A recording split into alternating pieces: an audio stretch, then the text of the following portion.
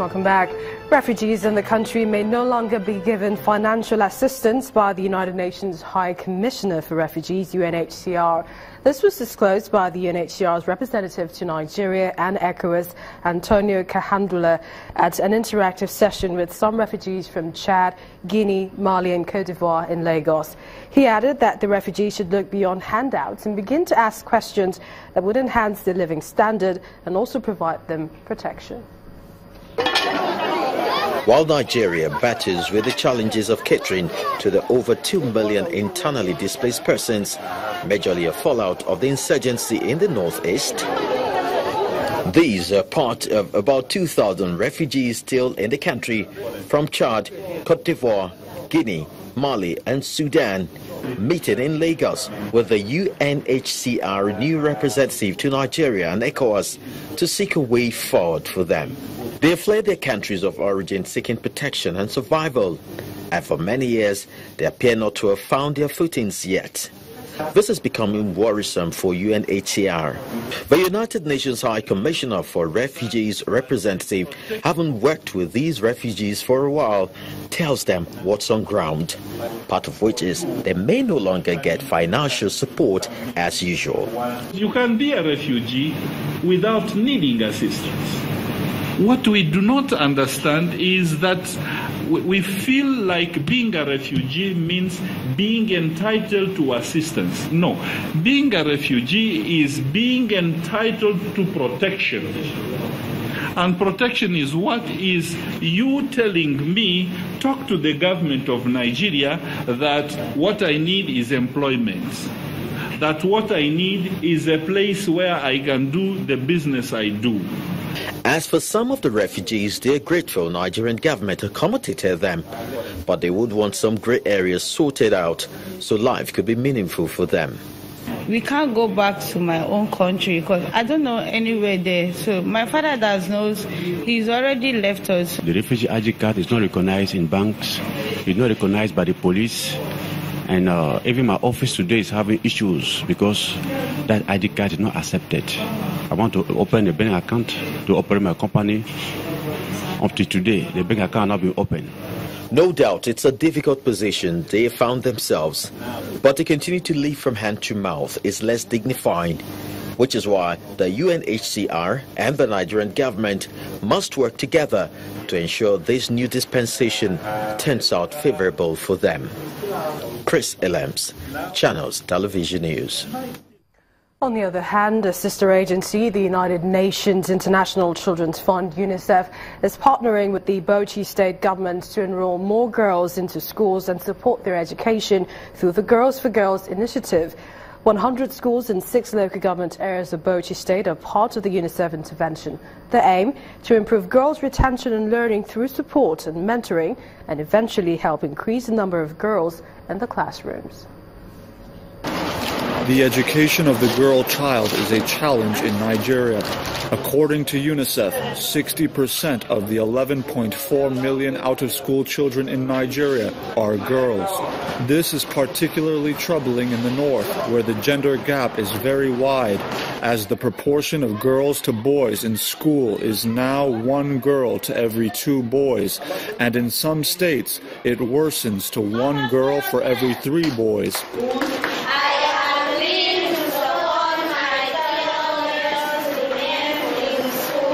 At this event, girls are committing to remain in school as UNICEF partners the Bauchi state government to bridge the gender gap through the Girls for Girls initiative, which seeks to enhance the Nigerian girls' rate of enrollment, retention, and school completion.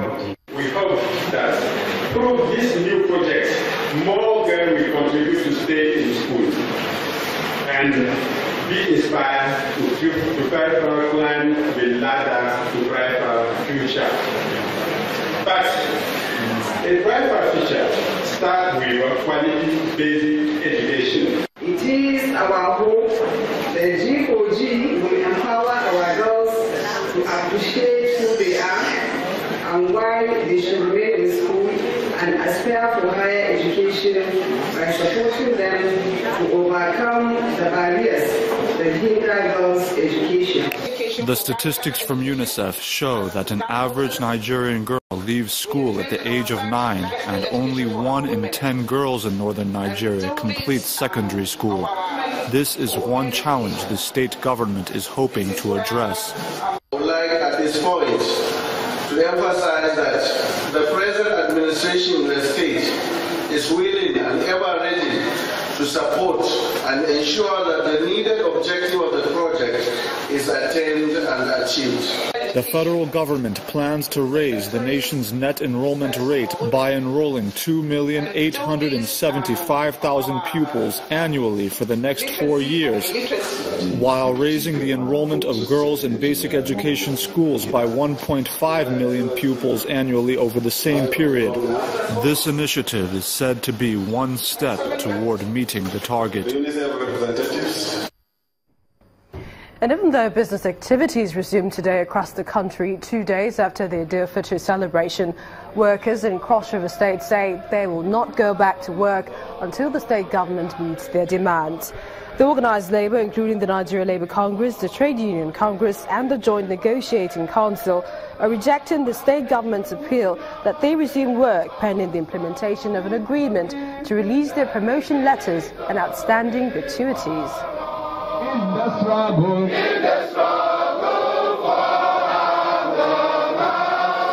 there is victory for all. The implementation of the agreement that was signed on the 30th of May 2017 is a 13-point agreement, but government has reneged in implementing that agreement rather than taking the way of propaganda saying that they have met everything. When you write a letter, an agreement, all we require is for implementation. When you go back and say you have written a letter, what do you mean by writing a letter? Is it that we are going back again to renegotiate? So that is why workers said they will want to prefer to stay at home. The governor wishes to stress that this action is unpatriotic and unnecessary, coming at a time that government, in spite of the dwindling federal monthly allocation, has remained committed to making workers' welfare a priority. For 6 years, there was no promotion. There was an embargo on promotion. But His Excellency, in his benevolence, has approved the promotion of civil servants from 2011 to 2016. While other states are suffering from the syndrome of no salaries, His Excellency has ensured prompt payment of salaries to workers and sometimes even before the due dates. Let's now join Emmanuel Amawe, who has the latest in today's business.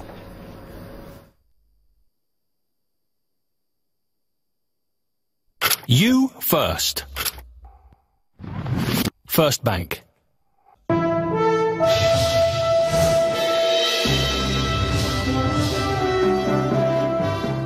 Thank you for staying with us and welcome to Business News.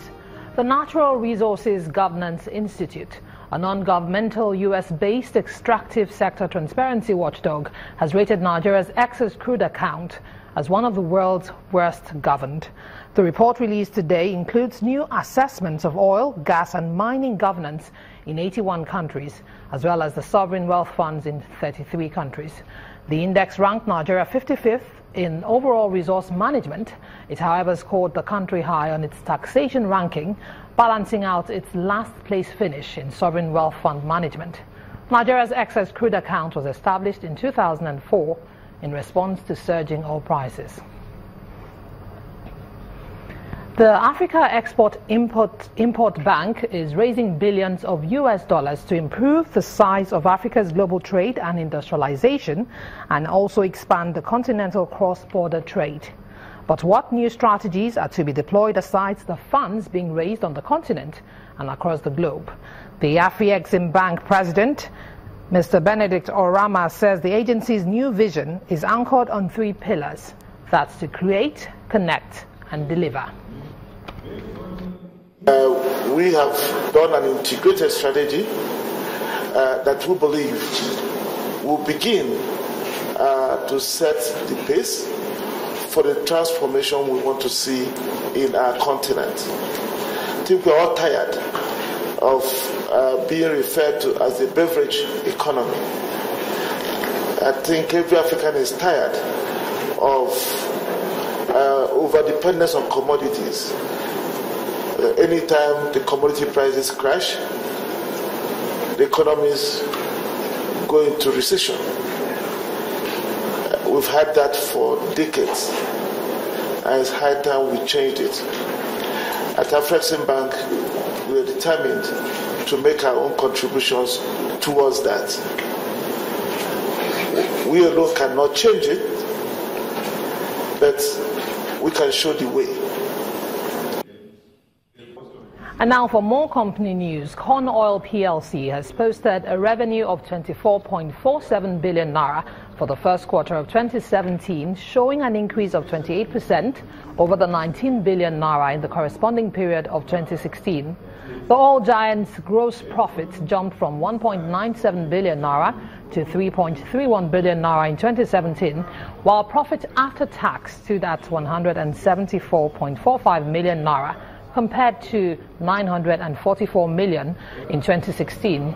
The Petroleum Products Marketing Company had last week announced a profit after tax of 2.83 billion naira and proposed a dividend of 3 naira 10 kobo per share for the year 2016. The improved performance is attributed to Corn Oil's sustained culture of financial discipline and efficient execution of projects. Now Nigeria's stock market looks set to end the last 3 days of June and the first half of the year in the green after recovering from last week's string of sell-offs. Let's join Ann Wawodo for a summary of today's trading.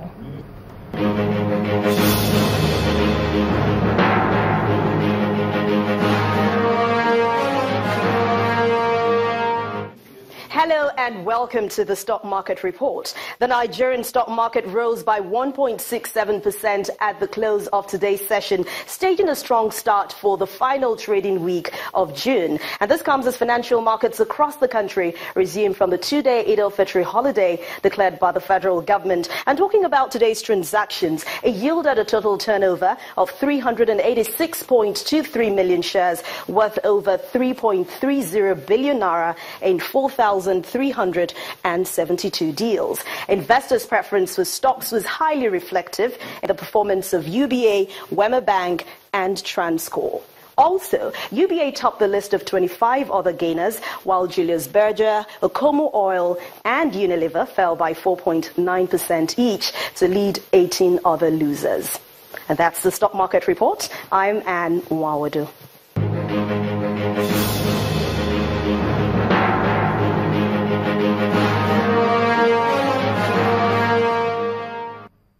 In the same vein, U.S. stock markets closed higher today, while other major world markets fell deeper in the red territory, with investors' attention focused on the latest cyber attack and the ECB proposed policy shift.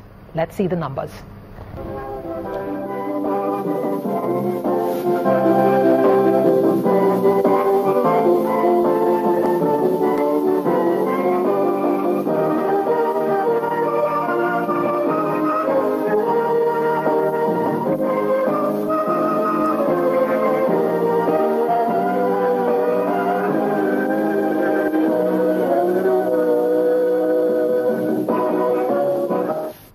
That's Business News Tonight. I'm Imana Amawe. The news at 10 continues shortly.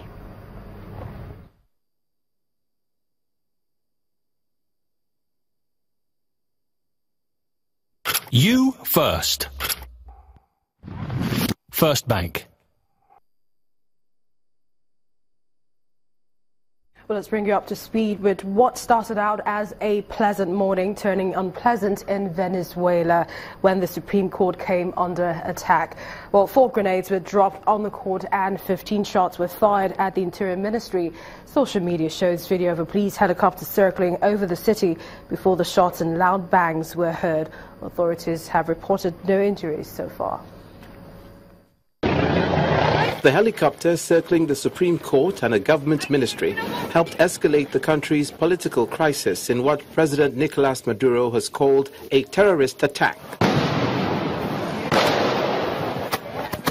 The aircraft fired 15 shots at the Interior Ministry, where scores of people were at a social event, and dropped 4 grenades on the court, where judges were meeting.